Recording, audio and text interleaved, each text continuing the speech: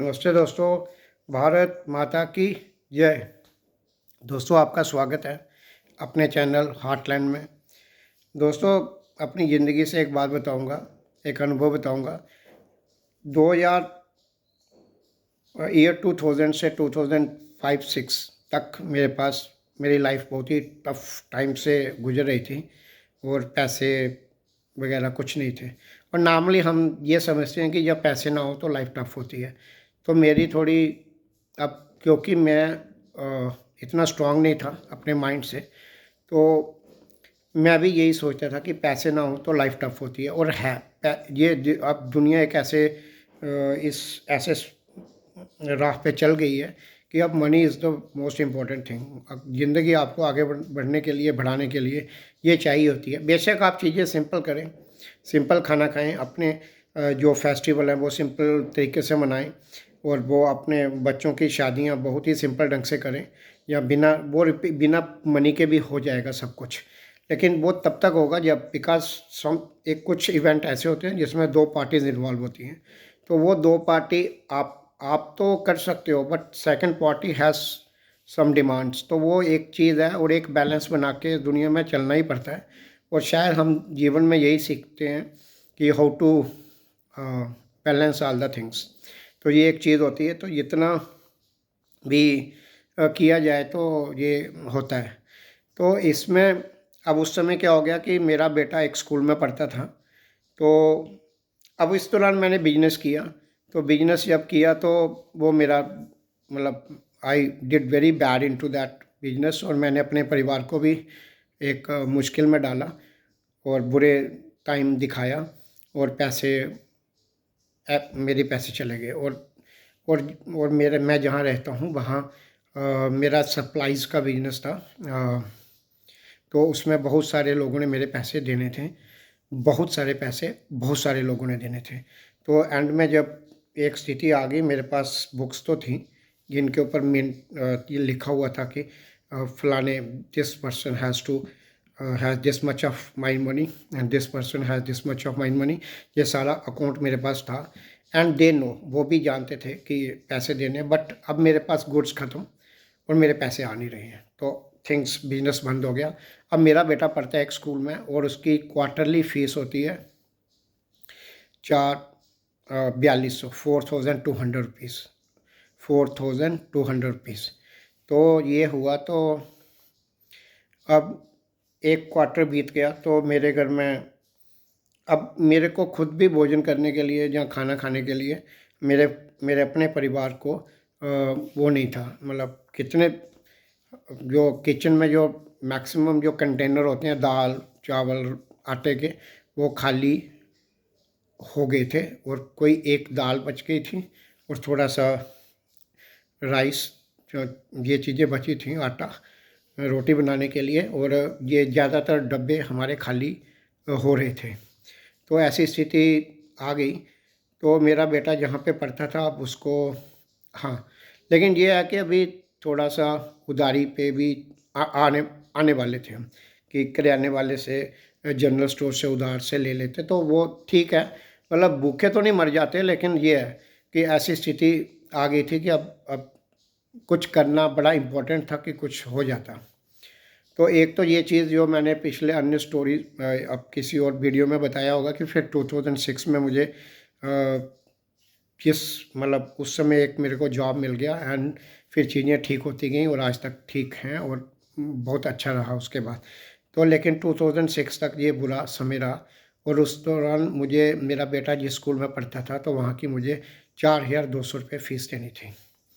तो जिस दिन नेक्स्ट डे लास्ट डे था, और मेरे पास पैसे नहीं थे फ़ीस देने के लिए, तो मेरी वाइफ ने भी मुझे रिमाइंड करवाया कि कल फ़ीस देनी है बेटे की, नहीं तो सुनना पड़ता है और वो अच्छा नहीं लगता है।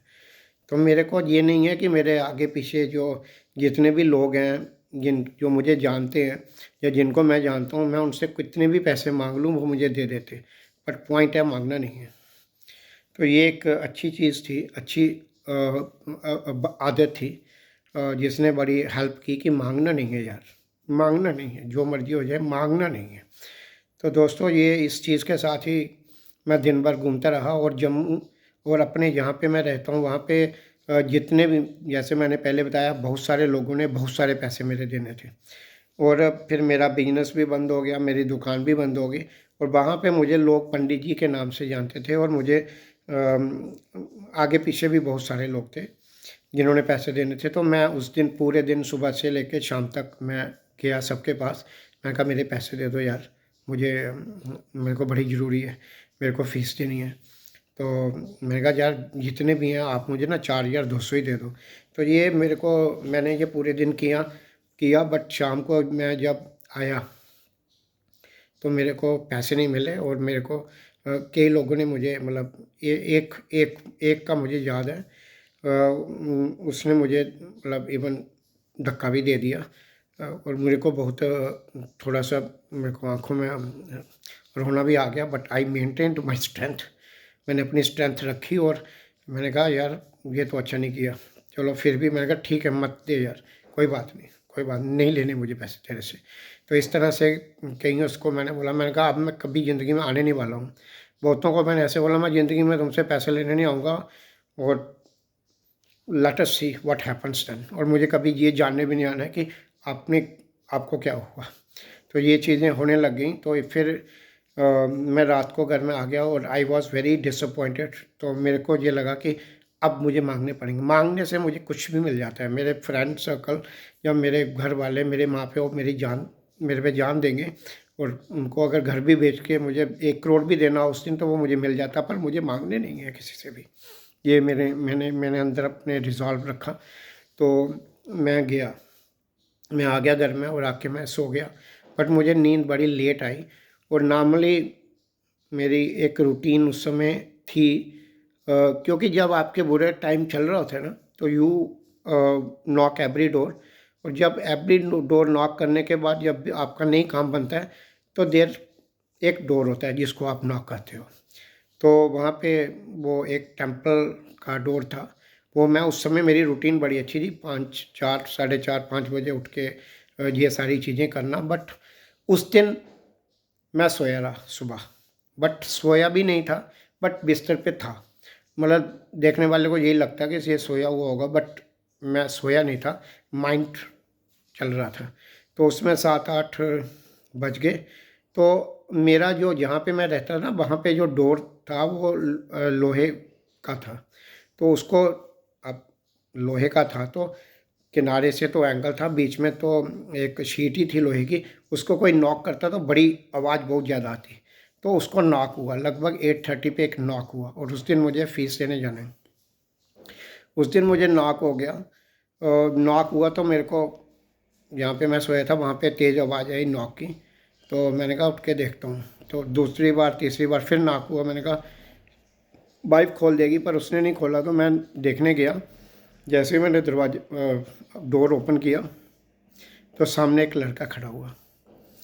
वो कहने लगा पंडित जी अ, आपके पैसे देने हैं। मैंने कहा दे दो यार दे दो, दे दो यार। तो कहने लगा, उसने मेरे हाथ में पैसे रखे। तो वो थे 4,900, 4,900 रुपया। तो कहने लगा आपके 4,900, क्योंकि मेरी शॉप थी तो मेरे शॉप से सामान लेता था। तो वो घर चला गया था। तो पिछले दिन वो यही एक आदमी था जिसके पास नहीं गया था मैं, क्योंकि ये घर गया हुआ था। तो ये पिछले दिन ही आया था। तो मैंने, मतलब इसको मैंने मिस कर दिया, इसके पास नहीं गया। जिसके पास मैं नहीं गया वो मेरे पास आ गया सुबह। कहने लगा पंडित जी आपके पैसे देने हैं। तो उसने मुझे 4,900 रुपया दिया। अब उस समय मेरी ये हैबिट हो गई थी कि मैंने थोड़ा आसमान की तरफ देखा और पूछा कि मुझे तो 4,200 चाहिए और ये 4,900 क्यों। थोड़ी ऐसी बात मेरे माइंड में एक आ गई। तो आ गई तो मैं खुश हो गया। और मेरे को ये थैंक यू लगा कि ये मुझे मांगने के उससे बचा लिया भगवान ने। तो मैं गया तो फिर मैं तैयार हुआ, नहाया। और मेरे को ये पता है कि मुझे फ़ीस 4,200 रुपये देनी है। तो मैं गया वहाँ पे और मेरे पास उस समय स्कूटर था। तो 100 रुपीज़ का मैंने उसमें ऑयल लिया, अपने स्कूटर में ऑयल फिल किया। और फिर मेरे पास 4800 रह गए और मैं अपने बेटे अपने बच्चे के स्कूल में गया और मैंने कैशियर जहाँ पे फ़ीस जमा होती थी वहाँ पे गया, तो मैंने उसको बोला भैया फ़ीस ले लो। मैंने फ़ीस रिसीट उसको दी, बुकलेट उन्होंने पहले की दी होती है, मैंने रिसीट फ़ीस की वो बुकलेट दी, तो उसने उसमें सब भरा और भरने के बाद मेरे को दिया, अपना पोर्शन उसने काट के रख लिया, स्टैम्प्स लगाई, मैंने उसको बोला, मैंने उसको 4200 रुपये दिए, 4200 रुपीज़। उसने कहा नहीं 4800। मैं कहा वो कैसे? कहता इस महीने से 200 रुपीज़ फ़ीस पर मंथ बढ़ गई है, तो 3 महीने की 4800। तो दोस्तों ये चीज़ होती है कि ज़रूरत, जैसे पहले भी एक बार एक कहानी मैंने सुनाई थी कि ज़रूरत तो पूरी होती है, ज़रूरत को पूरा करने का जो जिम्मा है ये इस सृष्टिकर्ता ने अपने माथे पे रखा है। आपकी जो भी ज़रूरतें होंगी वो पूरी अवश्य ही होंगी, और जितना जितना भरोसा होगा उतना उतना काम बन जाता है। अगर किसी का 100% भरोसा है तो 100% वहाँ से रिस्पॉन्स आएगा, और किसी का अगर 10% है तो 10% रिस्पॉन्स आएगा, और किसी का 0% अगर भरोसा है कि ये काम हो जाएगा तो वहाँ से रिस्पॉन्स 0% नहीं होता है, तो भी वहाँ से 3-4% रिस्पॉन्स आता है, क्योंकि वो आपकी ज़रूरत होती है, और ज़रूरतें तो दोस्तों पूरी हो जाती हैं। तो इस तरह ये एक कहानी थी, एक स्टोरी थी जो मेरी ज़िंदगी में हुई, जिसको मैंने आपसे शेयर किया। धन्यवाद दोस्तों। भारत माता की जय।